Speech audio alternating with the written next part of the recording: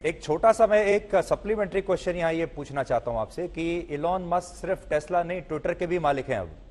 तो कल की इस मीटिंग के बाद क्या अब भारत सरकार के ट्विटर के साथ संबंध थोड़े और बेहतर हो जाएंगे, मधुर हो जाएंगे, और ये विपक्ष को ये बात बिल्कुल अच्छी नहीं लगेगी? ट्विटर की विश्वसनीयता पर सवाल उठने लगे हैं पहले से ही। और आप जानते हैं जैक डॉर्सी अभी भारत सरकार के बारे में क्या कहकर हटे हैं पिछले हफ्ते। तो will there be any change in the relationship? Chaudhary ji, पहली बात तो हर कंपनी के साथ न्याय होता है भारत में, और भारत के कानूनों का न्याय, भारत के कानूनों का सम्मान करने का दायित्व हर कंपनी का है। तो मिस्टर जैक डॉर्सी ने जो कमेंट्स किए एकदम बेबुनियाद है, कोई एर पैर हाथ पैर नहीं है उसके। और मैं समझता हूं कि उनकी शायद कुछ नाकामियों की वजह से वो ट्विटर अच्छी तरह नहीं चला पाए। आज ढूंढ रहे हैं किस किस को ब्लेम करें। भारत नहीं, वो तो दुनिया के हर सरकार को ब्लेम कर रहे हैं। तो भारत को कोई उन्होंने सिंगल आउट नहीं किया, वो विश्व में हर सरकार के बारे में बयान दे रहे हैं। तो उसमें कोई विपक्ष को बहुत एक्साइट होने की या बहुत उसके।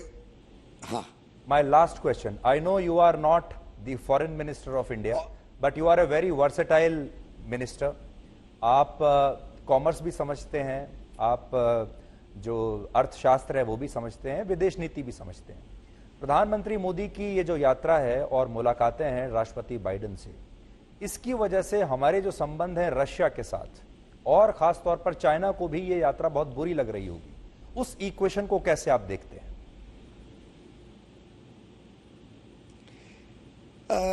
चौधरी जी, ऐसा है कि भारत और आज शायद पूरा विश्व भी समझ रहा है कि ये मल्टीपोलर वर्ल्ड है। आज हमारा संबंध अमेरिका के साथ अपने पैरों पे खड़ा है, हमारा संबंध रशिया के साथ अपने पैरों पे खड़ा है। इन सब के पीछे एक इतिहास भी है। इन सब संबंधों के साथ साथ जुड़े हुए कई अर्थव्यवस्था के विषय हैं, कई डिफेंस स्ट्रेटेजिक विषय होते हैं। तो मुझे लगता है कि आज भारत ने अपनी पोजीशन बड़ी क्लियर की है। भारत चाहता है कि हम देश में और विश्व में अमन शांति हो।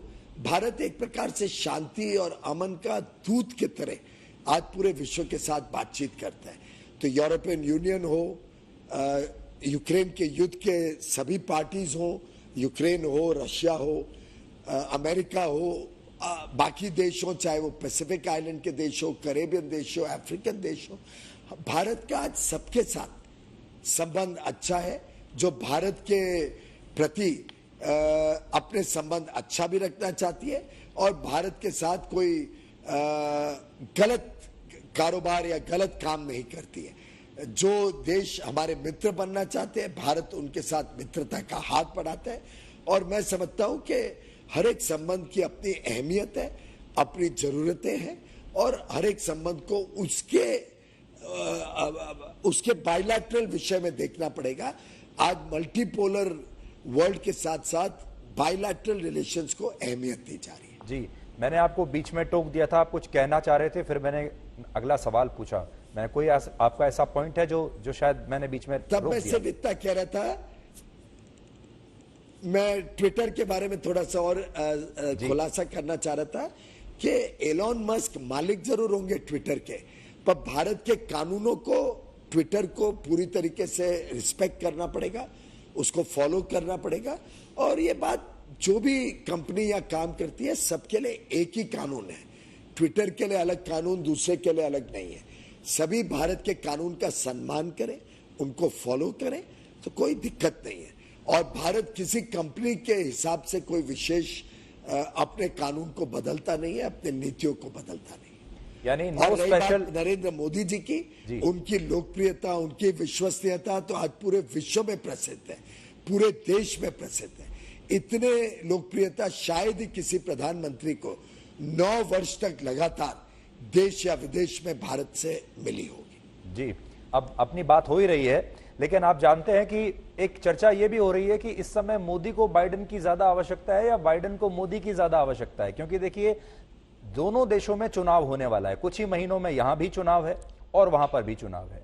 And Biden is also struggling with his ratings right now. So how do you see that equation and the personal chemistry also, लेकिन दोनों की एक देश के तौर पर इक्वेशन? मुझे लगता है कि प्रधानमंत्री नरेंद्र मोदी जी ने कभी कोई निर्णय या कोई काम चुनाव के दृष्टिकोण को सामने रख के नहीं किया। मुझे अभी भी याद है और मैं कई बार ये बात दोहरा चुका हूं, 2014, 2019 दोनों बार जब जनता ने हमें पूर्ण बहुमत की सरकार बनाने का आशीर्वाद दिया, मौका दिया, सेवा करने का मौका दिया और हमने पूरे लगन के साथ प्रधानमंत्री मोदी जी के नेतृत्व में 9 वर्ष सेवा, सुशासन और गरीब कल्याण को सामने रखते हुए अपना सरकार चलाई है। हमें चुनाव के दृष्टिकोण से कोई अमेरिका से जरूरत है या हम कुछ लाभ अमेरिका को दे देंगे, वो दृष्टिकोण हमारे सामने है ही नहीं।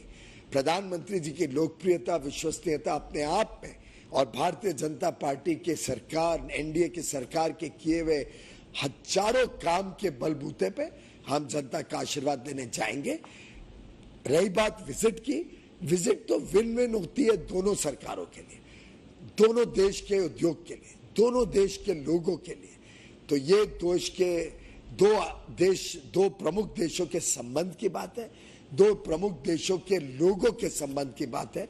इसका चुनाव से कोई लेना देना नहीं है। लेकिन देखिए, जो जेट इंजन है और ये जो प्रेडेटर ड्रोन है, ये अमेरिका किसी को देता नहीं, तो भारत को देने के लिए कैसे तैयार हो गया?